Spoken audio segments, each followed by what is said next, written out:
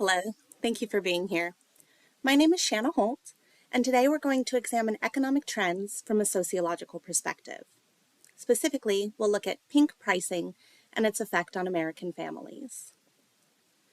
I'll start by outlining our framework for understanding, then define some terms and add a little context before parsing out exactly what pink pricing entails by examining disparities in wages, taxes, and tariffs. Finally, we'll discuss next steps and what we can do to address gender-based economic inequality. Social problems like pink pricing are best understood when examined from multiple angles. In this case, we'll overlay economics with sociology to help us draw a more complete picture of gendered market disparities and their subsequent effects. Economics can be described as the science of choices. Broadly speaking, it focuses on patterns of production, allocation, and consumption of goods and services. Basically, who gets what and how much will it cost?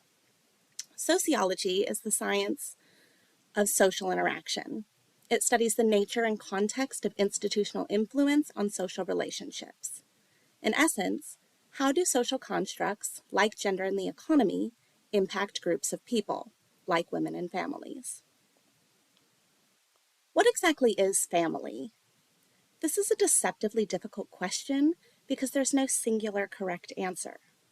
Definitional description and precise composition vary widely across time, location, and culture, meaning family can look very different depending on when or where you are.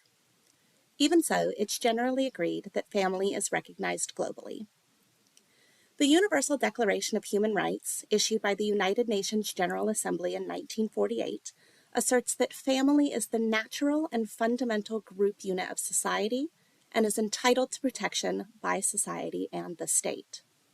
Basically, it is our social obligation and a government imperative to ensure families are protected.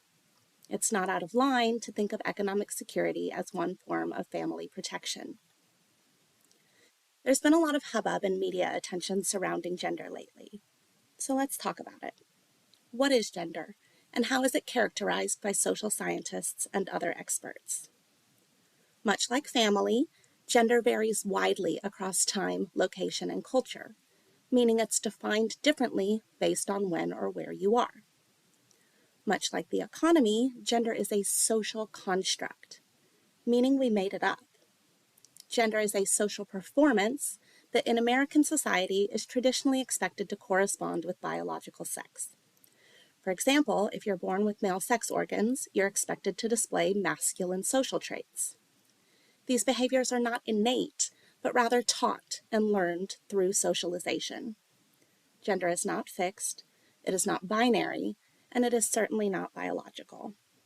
The important thing to keep in mind as we examine pink pricing, because if gender is a social construct, and it is, then gender-based discrimination is also a construct, which means it can be deconstructed. The problem we encounter when trying to understand pink pricing is lack of definitional cohesion. In reviewing the literature, I found that what an economist means when they talk about a pink tax is often different than what a sociologist might describe, which can be different still than what a legislator might mean. We're going to explore some specific forms of pink pricing, including the wage gap, pink taxes, pink tariffs, and general patterns of gender-based price discrimination. We'll start with the wage gap, which is an enduring pattern of income disparity where women tend to earn less for their labor than men. This is a well-researched and widely accepted economic phenomenon dating back to the equal pay for equal work movement in the 1860s. Over 100 years later, and 40 years after women were granted voting rights, Congress finally passed the Equal Pay Act. The wage gap has narrowed in the years since the Equal Pay Act, from about 60 cents on the dollar in 1963 to roughly 82 cents on the dollar in 2023. Additionally, market research suggests that women make approximately 85% of all consumer purchases in the United States. The wage gap limits the purchasing power of the largest consumer market through systemically stunted income. Paying women less than men is economically nonsensical. It hinders market growth, which not only affects those women and their families, but harms the economy at large. Let's talk a little bit about women and their families. When asked to picture the ideal American family, it tends to conjure a pretty specific image. Usually that breadwinner homemaker dynamic where the husband works for wages and the wife stays home, keeping house and tending children. Historically, there was a time when that was more or less true, though likely less than we imagine, and really only for certain demographic populations. Regardless, in 1940, only 4% of infants were born to unwed mothers. However, family landscapes have seen dramatic shifts in the decades since, and the number of infants birthed to unmarried women jumped to 40% in 2021. That number is especially salient when we consider the fact that 25% of unmarried mothers live below the federal poverty line. That means that 10% of babies, 1 in every 10 children in the United States, are born to single women earning wages insufficient to support their families. Existence of the wage gap is causing direct harm to American children. Not only do women earn less for their labor, they pay more for goods and services across industry categories. One study found that products marked specifically for women were priced an average of 7% higher than substantially similar products for men, with personal care products, like deodorants and razors, averaging as much as 13% more. It's fairly common for these types of price disparities to be labeled a pink tax. However, economically speaking, pink tax has a pretty narrow definition and applies specifically to taxes on goods produced for and consumed primarily by women. A notable example would be sales tax imposed on menstrual products, often referred to as the tampon tax. But we can also think about pink taxes in terms of tariffs. A tariff is a tax tool used to generate revenue for the government by restricting imports. Tariffs work by increasing the price of imported goods, with that increased expense borne by the importer and paid to the government. Meaning, companies pay more for goods and in turn pass that increased cost on to end consumers. In this case, women. One study compared 200,000 gender-paired tariffs, like women's cotton shirts with men's cotton shirts, across 167 countries, and found goods imported for her were taxed at statistically higher rates around the globe. Tend to adopt a fairly specific view of what constitutes a pink tax. Meanwhile, sociologists and legislators take a different approach when referencing pink taxes and are most often referring to general patterns of gender-based price discrimination.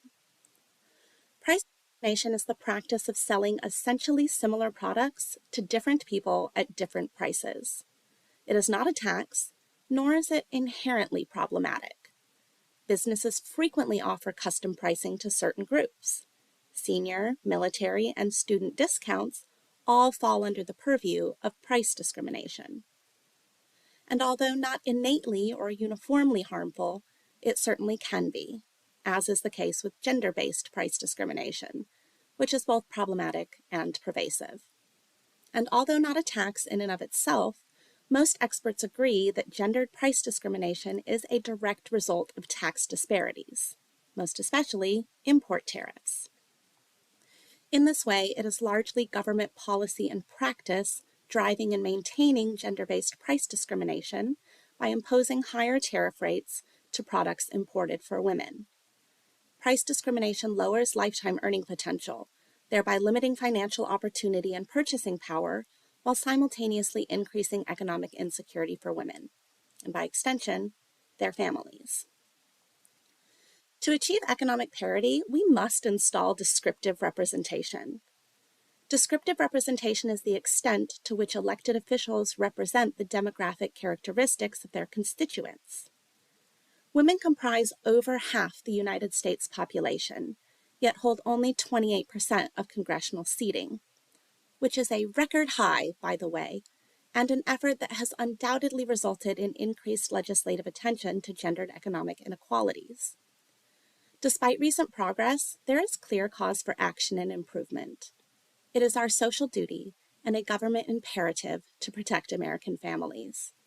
We must call upon our elected officials to continue implementing progressive legislation that ensures economic equity for all constituents, be they man, woman, or any gender thereother. Thank you.